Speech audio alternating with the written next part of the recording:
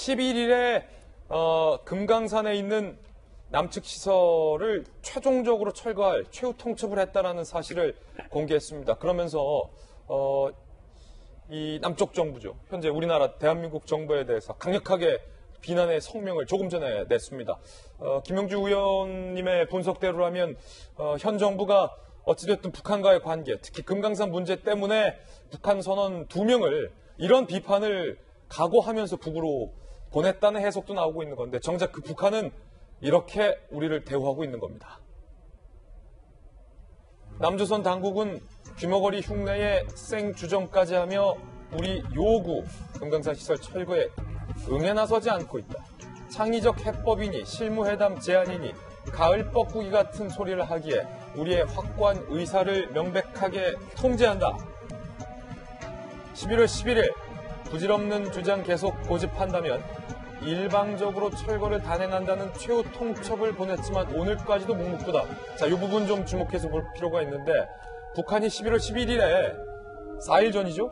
우리 정부에 최후 통첩을 보냈다는 거예요.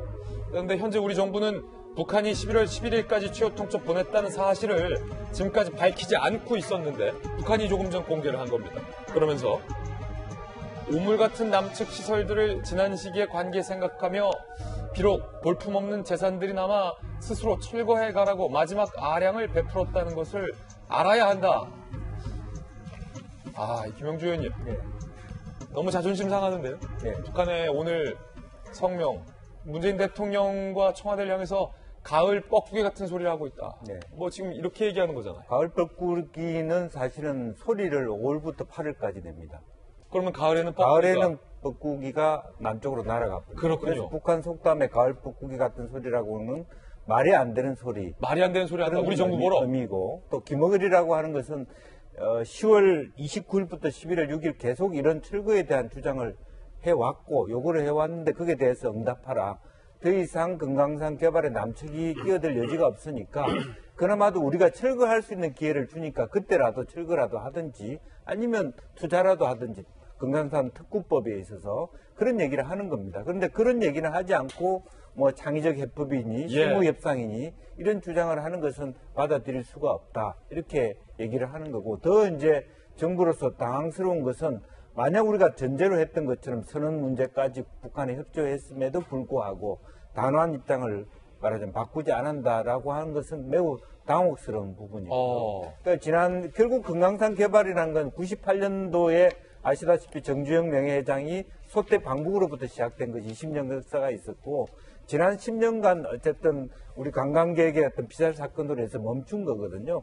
이제 그런 데 대한 뭔가 개발, 투자하는 어떤 한국의 말하자면 미국 눈치 보느라 못했다 이런 얘기예요. 지금도 얘기하면 미국 눈치 보지 말고 투자를 하든지 철거하다 이렇게 얘기해야 하는데 그에 대한 대책을 한국은 못 내놓고 있는 것이죠. 결국 이제 우리 정부가 11월 11일 북한이 청와대에게 최후 통첩, 금강산 남측 시설 철거에 대한 최후 통첩 여부도 청와대가 공개하지 않고 있었던 그 내막이 과연 무엇인지 좀 유추가 되는 대목인데 김광선 변호사님, 이 결과가 말이에요. 북한의 인권에 대해서 침묵하고 눈 감고 있는다. 청와대가. 라는 국제사회의 비판을 무릅쓰고 어쩌면 북한과의 관계, 금강산 관광 등을 염두에서 선언까지 보냈는데 지금 돌아온 건 가을 뻐꾸기 같은 소리하고 앉아있다라는 북한의 조롱이잖아요. 근데 지금 이번이 첫 번째가 아니잖아요. 그래도 뭐 오지랖, 뭐 아주 어떻게 보면 이제 문재인 대통령에게 또는 문재인 정부에게 뭐 그냥 하는 얘기가 아니고 아주 모욕적인 그런 언사를 했어요. 이번에도 보면 뭐 언어가 아주 막말이잖아요. 귀머거리, 뭐 생주정, 가을 뻐꾸기 이런 얘기를 하고 있어요. 그런데 이제 문재인 정부가 여러 가지 공과 가가 있고 특히 남북 문제랄지 이제 평화 프로세스에 있어서는 뭐 상당히 이전 정부와 달리 엄청난 공로가 있고 거기에는 칭찬을 해줄 만하다고 합니다. 그렇지만 어떤 세세한 부분에 있어서는 이거는 이제 강제 송환된 그런 인권과 관련된 문제랄지 이런 것에서 왜 이렇게 투명하지 않는가 거기에 대해 굉장히 우려를 할 수밖에 없고요. 지금 북한은 그런 것 같아요. 일단 미국과 자신들이 직접적 거래를 하기 때문에 이제 남한은 필요 없다는 거죠. 이건 사실 김일성 때부터 항상 지켜왔던 원칙이 있죠. 통미 공남. 그러니까 남한은 배제를 하겠다는 거예요. 그런 추인 것 같은데 이제 우리가 대북 특히 이제 북한과 관련해서는 좀 생각해 볼 부분이 그럼 왜 저들이 저럴까? 저것은 북한이 어떻게 해서든지 어떤 짓을 해도 남한은 북한에 대해서 우호적이다.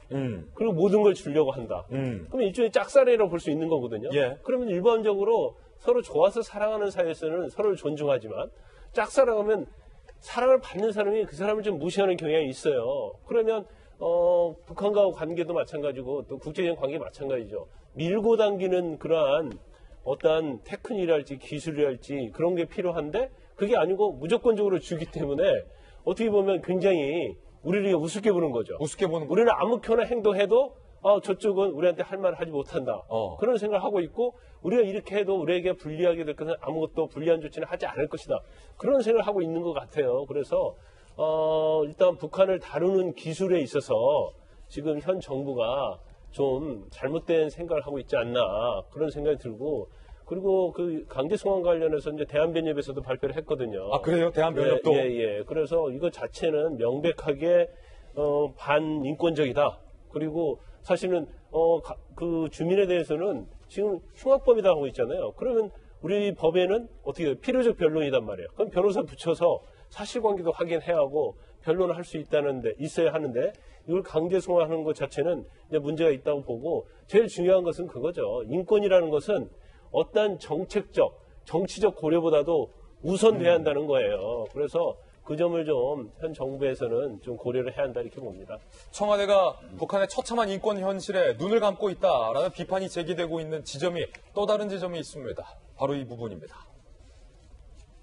청와대가 오토 원비어, 북한에서 사망한 미국 대학생 원비어 부모의 면담을 거절했다라는 것도 논란이에요. 납북 인사가족협의회가 원비어 부모가 문 대통령과 꼭 만나기를 원한다라고 청와대에 요청을 했다는 것. 청와대 국가안보실이 국정 운영 일정상 면담이 어렵다. 가정의 행복이 함께하시기 바란다. 라는 뭐랄까요. 드라이한, 덤덤한 거절을 했다는 겁니다. 그러자 납북 인사가족협의회는요. 북한 정권의 아들 잃은 부모에게 위로도 없이 면담을 거절했다. 아들이 사망해서 고통받는 부모에게 가정의 행복이라는 문구를 청와대가 보내서 더 큰 상처를 줬다라고 비판을 했습니다. 결국 오토 원비어 부모의 면담을 청와대가 거절한 것, 표면적으로는 국정 운영 때문에 바쁘다라는 이유지만 역시 그 내면에는 오늘 조간신문 보도에 따르면 북한의 눈치를 보느라 오토 원비어 부모를 못 만나는 것 아니냐라는 비판적인 분석도 있습니다. 헌어 소장님 어떻게 보세요? 우선은 부끄럽고 자존심이 정말 많이 상합니다. 국제적으로 우리나라를 인권유린 가해국이라는 그런 단어가 언급될 수 있도록 했던 정부에게 정말 실망했습니다. 아마도 유엔에서는 그런 생각을 했을 겁니다. 인권 변호사 출신의 대통령이 나왔기 때문에 사람이 먼저다라는 슬로건을 외쳤고요. 무엇보다도 인권을 존중하는 나라일 것이다 라는 것을 분명히 믿었을 겁니다. 그랬는데 지금 이러한 일이 벌어진 거죠. 인권을 우선한다면 우선순위는 무엇이 되어야 되겠습니까? 사람을 먼저 생각하셨어야 되는데 예. 왜 그 우선순위에서 그 사람은 밀려나갔어야 됐을까요? 우리 국가 브랜드 가치가 바닥에 떨어지는 것보다 더 무서운 것은요. 우리 대한민국의 탈북자들이 많습니다. 이미 우리나라 국민이 되었죠. 그들은요. 그들에 대한 우선순위는 어떻게 하실 겁니까? 그들이 얼마나 떨고 있고 떠는 것보다 얼마나 가슴 아플까요? 그 두 사람이 그리고 원비어 어떤 일을 당했는지 누구보다도 잘 아는 분들일 겁니다. 제발 사람을 먼저 인권을 먼저 생각하는 정부가 돼 주셨으면 좋겠다라는 말씀 드리고 싶습니다. 예.